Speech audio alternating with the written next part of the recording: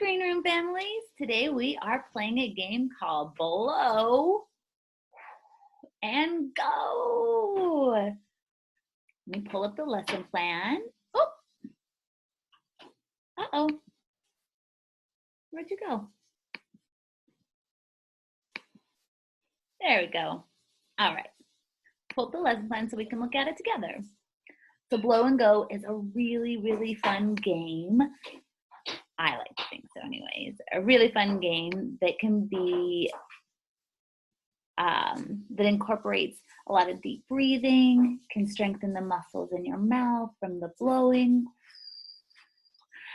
It's good for turn taking, it's good for color recognition, good for fine motor skills, concepts of inside, outside, shapes, everything can be involved in this silly game. So some of the materials that you'll need for Blow and Go are a flat surface. That's one of the most important parts. A clear, flat surface, kind of like a kitchen table. That's a good one to use. Other items that you'll need are items that you can blow, that you're actually going to be moving on the table. So in the classroom, a lot of times we like to use small craft pom-poms. Those move really easy. But any sort of lightweight, small material can be used. So paper, if you have some paper at your house, you can tear it up into really small pieces that you can move with your mouth.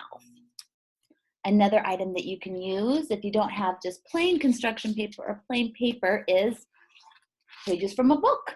Let's say you never really liked the book, or you don't really care about the acknowledgments in the book. Go back to the back of the book, tear them out, and go to town. Another item you can use is clothing. I found this one in our donation pile in the back of our closet. And I know that it'll be really good just to cut up. It's pretty lightweight. It gives you and your kids a good chance to practice cutting, which is a really important skill in preschool. Tool manipulation is what we like to call it. So practicing using scissors, holding scissors, being safe with scissors.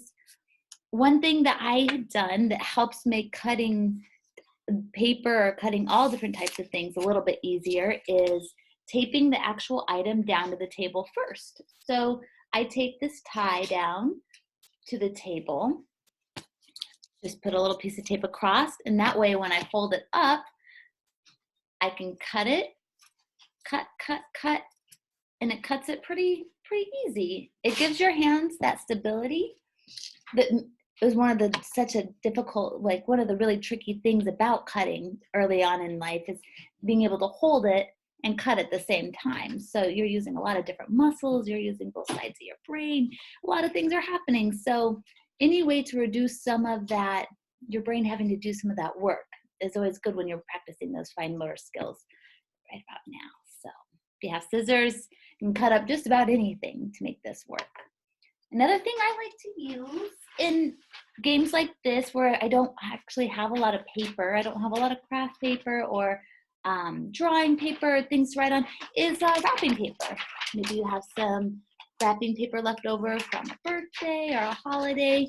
I like to tear that up too. That's just a fun, lightweight thing that's really easy to just pinch. Oh, that's how we say it.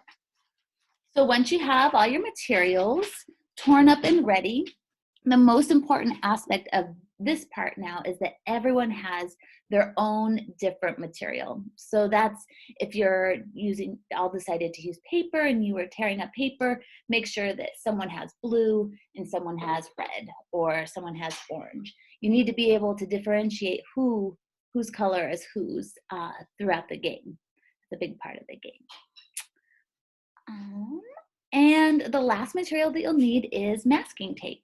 Something that can come off easily on and off the flat surface, and it's just to show where the game pieces are going. So I'm kind of using my mouse to show you right now. In the middle of my table, I made a large square, and with your kids, you can definitely make it a different shape. You can make it bigger or smaller depending on how easy or how hard you want to make the game. I like to make the square pretty big at first so they feel successful, so they don't have to blow the materials very far to be able to actually go into the square, because that can be pretty tricky at first. So once you have your square down in the middle of the table, but all the players separate their materials to their edge of the table or their edge of the flat surface. And you get ready. You just say, on your marks, get set, blow.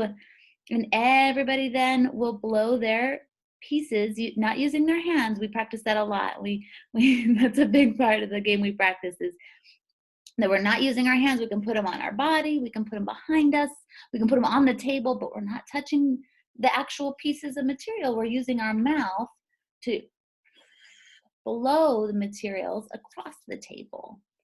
So, yeah, that's really how you play. And by once you get your pieces into the home or into the square in the middle, you have all your pieces inside, that person wins the game. Usually it's just fun to move them around the table. Sometimes we take the square all the way off and we just have fun blowing. That can just be fun too. If you want to make it uh, less game-like or less strategic, sometimes kids will get frustrated at first. It's a good activity just for turn taking. If you want, one person to blow and then another person to blow. Uh, but it's also nice just to do it all at once and see what happens. So not having to wait as long or not having to wait at all can be kind of fun too. So have fun blowing, and I can't wait to hear how the game went for everybody else. You can always uh, reach out to us on Class Dojo or through email if you have any questions, or if you maybe need a way to differentiate the game more to make it easier or harder for some of your older kids.